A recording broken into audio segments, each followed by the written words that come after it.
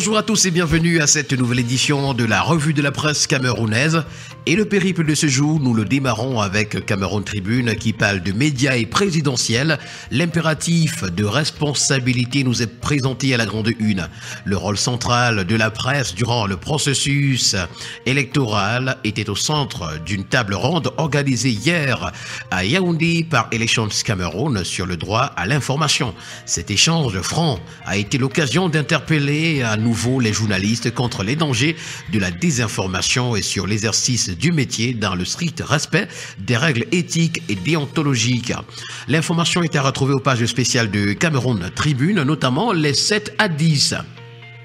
Le quotidien Mutation, pour sa part, nous conduit dans le Grand Nord où il nous présente le mémorandum de Tiroma. Dans une lettre incendiaire adressée au président de l'Assemblée nationale, le candidat du FSNC fustige les retards criards en matière de services de base et la misère des populations du Septentrion.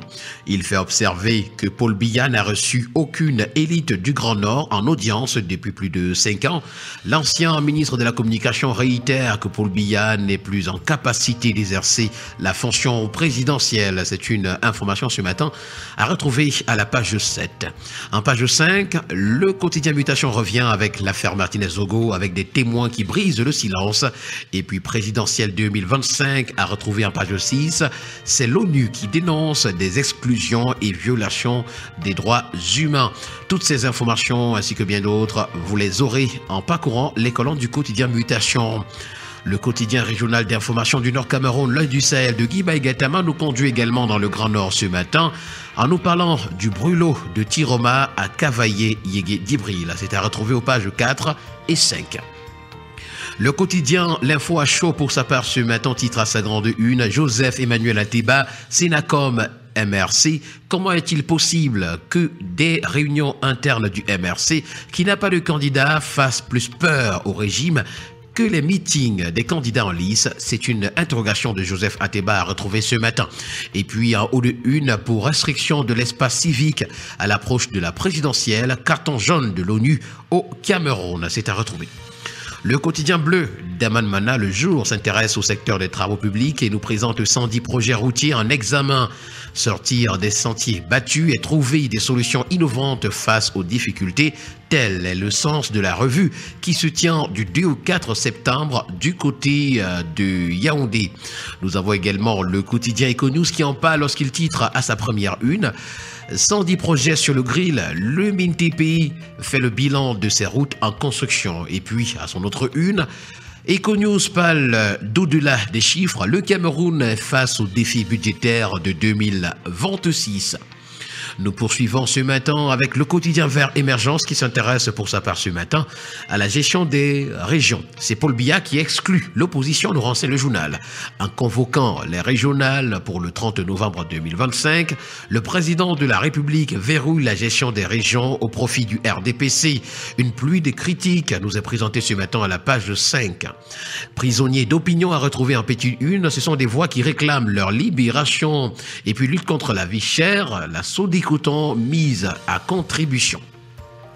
Nous poursuivons ce matin avec Ouesteco qui s'interroge au sujet de Maurice Kamto. Va-t-il, oui ou non, donner une consigne de vote?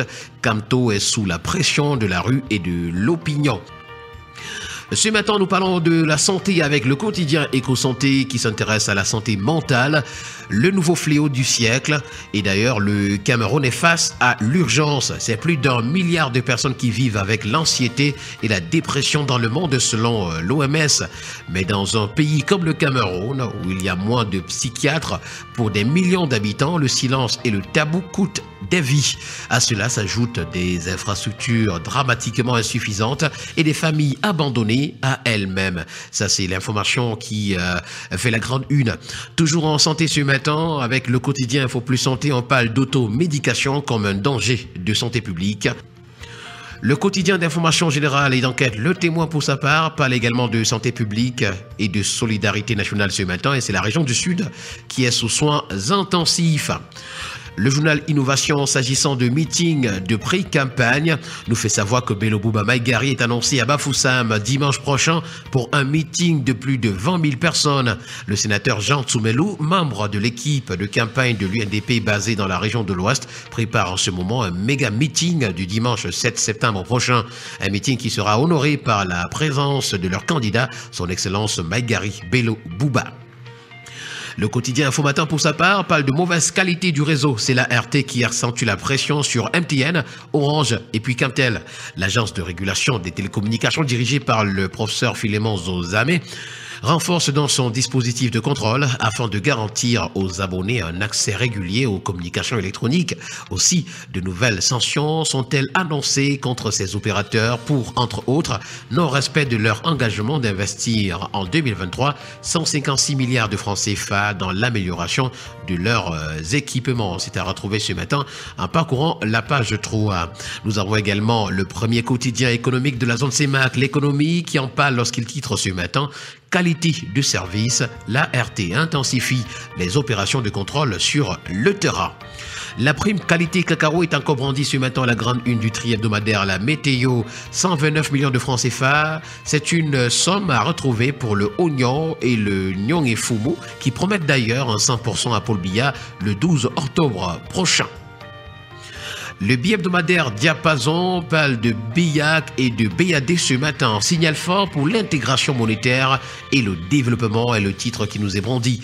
La participation du gouverneur de la BIAC, Yvonne Sanabangui, à la prestation de serment du président de la BAD, Sidi Oulta, marque donc une étape décisive. En marge de la cérémonie, le gouverneur de la Banque des États de l'Afrique centrale, BIAC, a été reçu en audience par le président ivoirien Alassane Ouattara. Cet échange illustre l'importance croissante. Alpha Eco, parlant de pétrole lampant ce matin, nous renseigne que désormais ce sera à la mesurette. Et face aux tensions sur le marché des hydrocarbures, le gouvernement camerounais a donc pris cette mesure-là. Nous allons terminer ce matin avec le quotidien Le Messager qui parle également de la présidentielle de 2025 et surtout de l'insulte historique de la France.